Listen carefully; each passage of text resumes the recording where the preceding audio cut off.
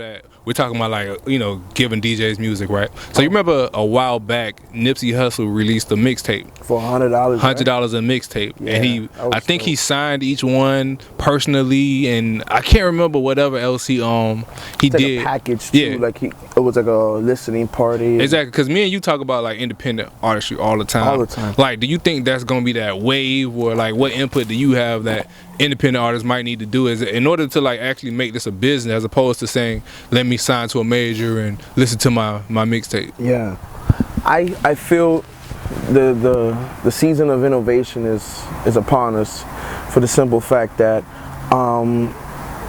you know, Jay-Z speaks about this all the time, and Jay-Z even bought a CD because he loved his business savvy for it. He did, but yeah, I remember. Yeah, hell yeah. And I didn't buy it because I had to pay some bills, but I had to buy these chains.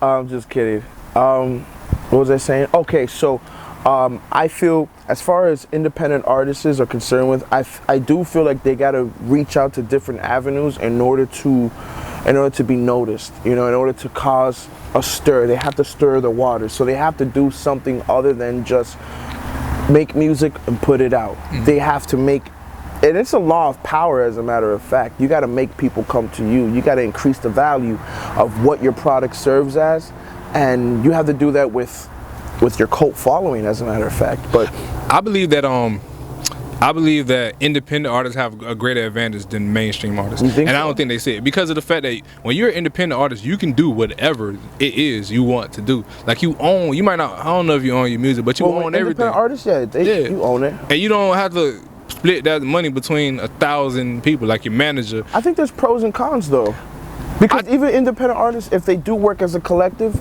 they do have to split the money with whoever they're working with. So it's not like, yeah, the majority of the money goes to them, but when you're in a major platform, my personal opinion, when you're in a major platform, you're able to reach farther and touch more money. But yeah, at the same time, a lot of people's hands are on it. So it's like, imagine, I mean, I don't know.